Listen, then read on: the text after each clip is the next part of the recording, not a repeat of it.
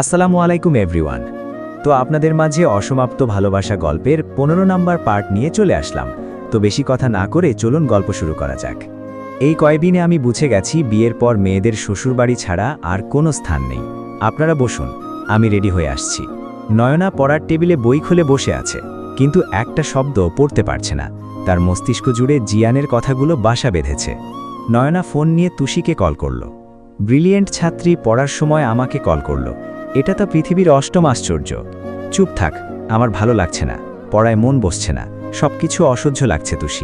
তুষি হেসে বলে, বান্ধবী আমার প্রেমে মজেছে। ওহো, পিরিতি কাঁঠালের আঠা, লাগলে পরে ছাড়ে না। তুষির বাচ্চা ভুসি, তোরে আমি। আরে এ আর মজা করছি রে, রেগে যাচ্ছিস কেন? এটা বল, দুলাব্রোর সাথে সবকিছু ঠিকঠাক আছে? তুই কি এই বালের কথা ছাড়া অন্য কথা বলবি? না হলে কল কেটে দিব। বুঝলাম, তোর মুড এখন গরম তেলের মতো। আমি যে কথাই বলবো পানির ছিটার মতো তুই ছ্যাত করে উঠবি।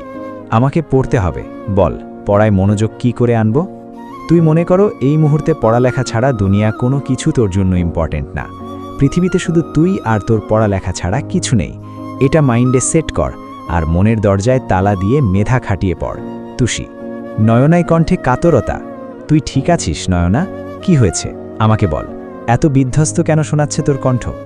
নয়না বলল, আমার জীবনটা এমন হলো কেন? মনে হচ্ছে সাজানো গোছানো জীবনা হঠাৎ সুনামি এসে ধ্বংস করে দিয়েছি। তুই একটু বেশিই ভাবছিস। দেখ, বিয়ে ভাগ্যের ব্যাপার। তুই তো নিজেও জানতি না তোর এভাবে বিয়ে হবে বা এত তাড়াতাড়ি বিয়ে হবে। কিন্তু যা হয়েছে সেটা ধরে বসে থাকলে তো হবে না। বর্তমানে প্রাক্তন থাকাটা স্বাভাবিক। বেশিরভাগ ছেলেমেয়ে বিয়ের আগে রিলেশন করে, কারোটা সফল হয়, কারোটা হয় না। দুলাব্রোর প্রাক্তন তোর আপন চাচাতো বোন। এটা তোর জন্য মেনে নেওয়া সহজ না, তবে তুই আর দুলাব্রো ঠিক থাকলে অতীত তোদের সামনের জীবনে কোনো বাধা হবে না। নয়না নিজের মনের কথা বলতে চেয়ে বলতে পারছে না। মানুষ নিজের দুঃখ কষ্টের কথা কখনো প্রকাশ করতে পারে না, চাইলেও তার শব্দ হয় বের হয় না ভেতর থেকে।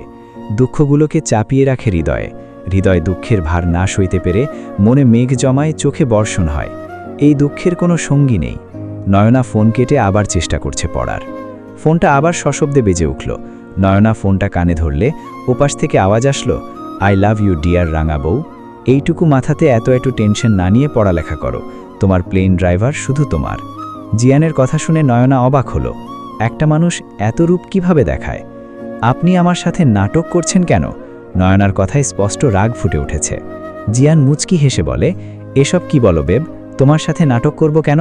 তোমার সাথে তো সিনেমা করব। একদম ফাউল কথা বলে মগজ খাবেন না। ধুর বাবু, আমি মগজ কেন খাবো? খেলে তো পুরো তুমিটাকে খাবো। অসভ্য লোক। অনলি সুনয়নার জন্য আমি অসভ্য থাকতে চাই। এসব করে কি পান আপনি? আমি তো পান খাইনি বেবি। মেজাজ খারাপ করবেন না। কি যে বলো, পিচ্ছি একটা ফুলের মতো বউ আমার, তার মেজাজ খারাপ করার দুঃসাহস আমার আছে? মিস্টার চৌধুরী প্লিজ, এমন দুমুখ আচরণ বন্ধ করুন। কেন আমাকে এভাবে ধোকা দিচ্ছেন? মিসেস চৌধুরী, আজ এই মুহূর্ত থেকে ক্যাপ্টেন জিয়ান রেজা চৌধুরী শুধু আপনার ব্যক্তিগত প্রপার্টি।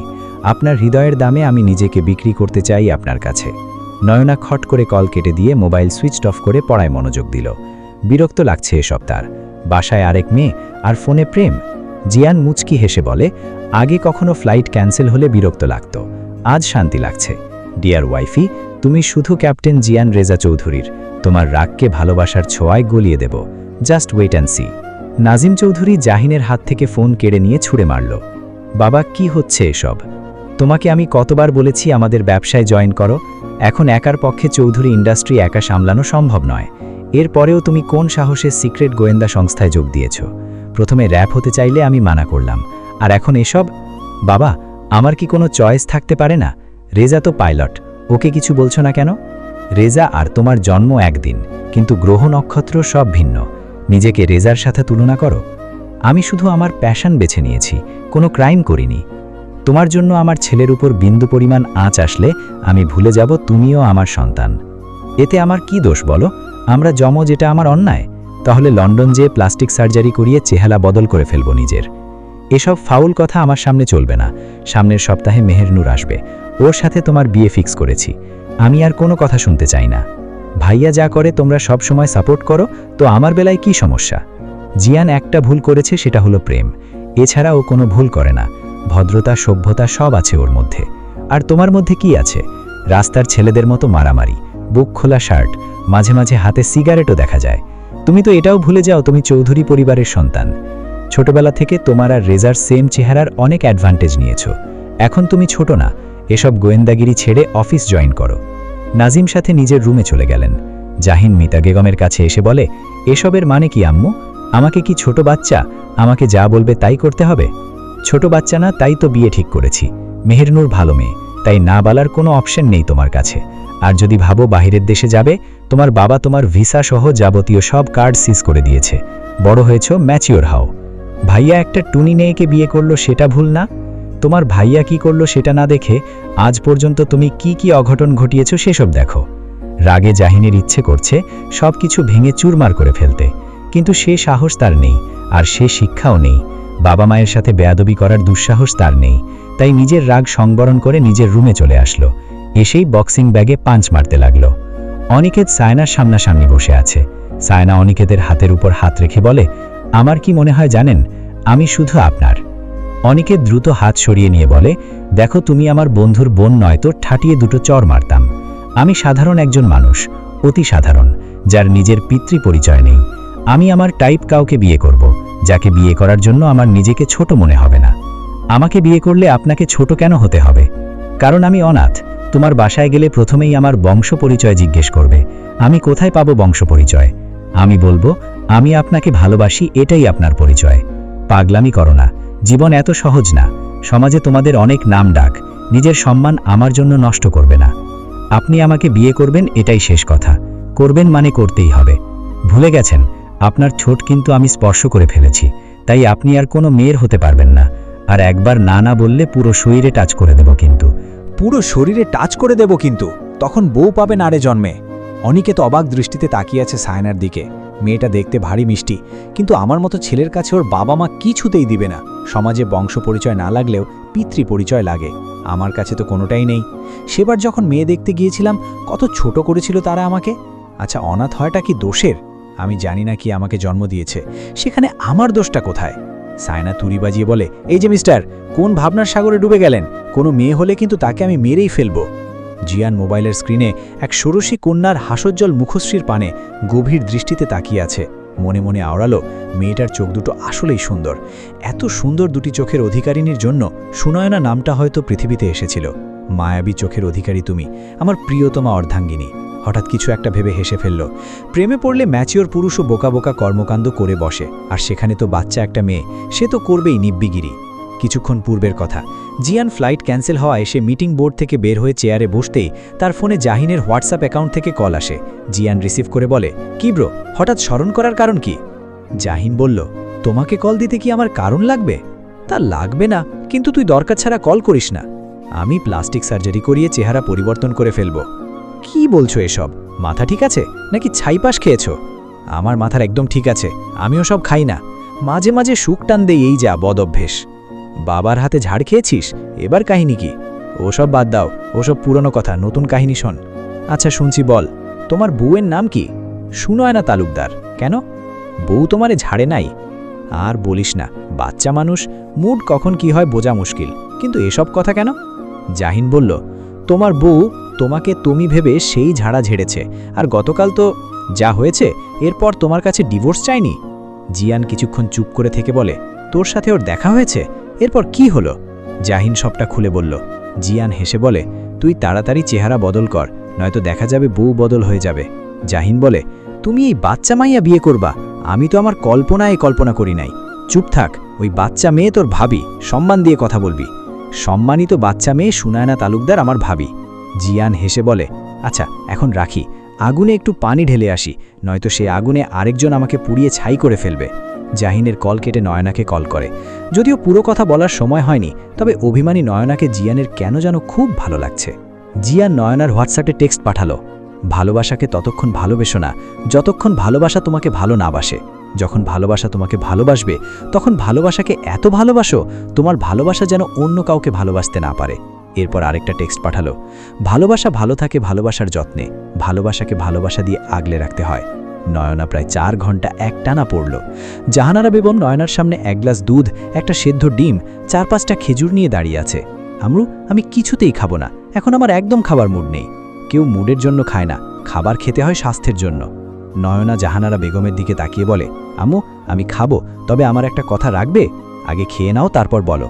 নয়না খাবারটা শেষ করে বলে, আমি কিন্তু আবার বিয়ে করব, এটা তোমাকে মানতেই হবে। কে একজন আসলো, বিয়ে করলো, এমন বিয়ে মানি না। এসব কথা ভাবতে বলেছে কে? এসব কথা বাদ দিয়ে পড়ালেখা করো, আর একটা এক্সাম আছে, এটা শেষ হলেই আমরা চট্টগ্রাম যাব।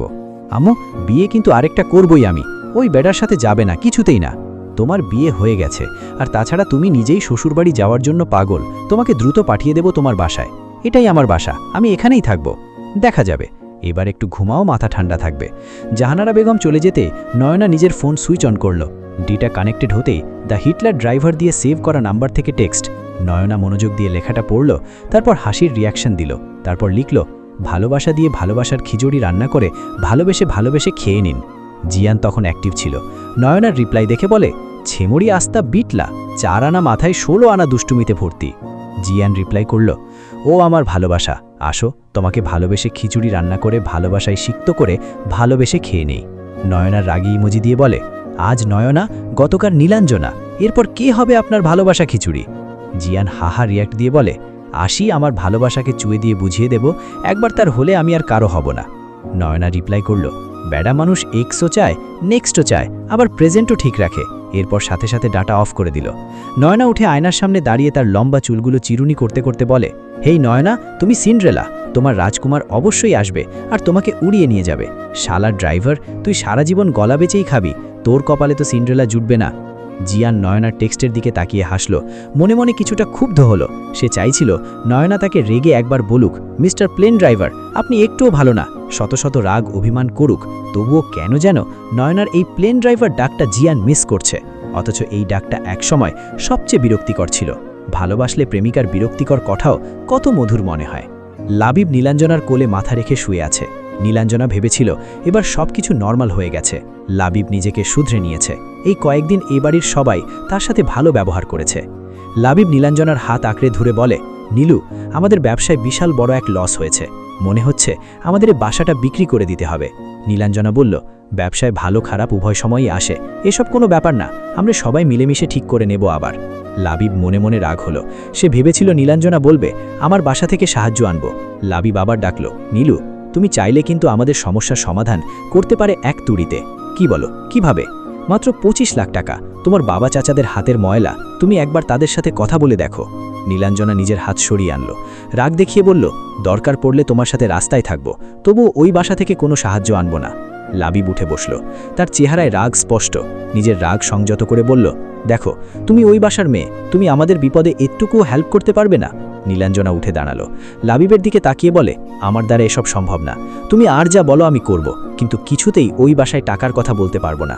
তোর ওই বাসায় টাকার কথা বলতে হবে না, চল হোটেলে তোর শরীর বেচে টাকা কামাবো। জাহিন মান্নাতের সামনে বসে আছে। মান্নাত মাথা নিচু করে বসে আছে। জাহিন শান্ত স্বরে বলল, সত্যিটা তো তোমাকেই বলতে হবে, তাই চুপ করে না থেকে সত্য বলো। আর আমি চাইছি না তোমাকে এদেশে রাখতে, তোমার সব কাগজপত্র ঠিক করতে দিয়েছি, তোমাকে বাইরের দেশে সেটেল করে দিব, সেখানে নিরাপদ থাকতে পারবে। তার আগে বলে, আজান ছেলেটার সাথে তোমাদের পরিবারের কি সম্পর্ক? দেখো, তুমি আমাদের সঠিক তথ্য না দিলে আমরা তোমাকে কোনো রকম সাহায্য করতে পারবো না। অন্তর বলল, দেখ জাহিন, আমার মনে হচ্ছে এই মেয়েটা আমাদের কাছ থেকে বড় কোনো সত্যি কথা গোপন করছে। তুই আমাকে অনুমতি দিলে ওকে আমি পুলিশের হেফাজতে দিয়ে আসব। অন্তর কথা শেষ করার আগেই জাহিন বলল, এদিকে কেউ আসছে মনে হচ্ছে, এই মেয়ে দ্রুত ওয়াশরুমে লুকিয়ে পড়ো। মান্নাত ওয়াশরুমে ঝুঁকিয়ে পড়ল। সে এখন এই প্রশ্নের কি উত্তর দেবে? তার যেই জঘন্য সত্যি প্রকাশ করার সাহস নেই। আচ্ছা, এমন ভয়াবহ কালো অতীত কেন আবার ফিরে আসছে? কেন এই অধ্যায় জীবন থেকে মুছে যাচ্ছে না?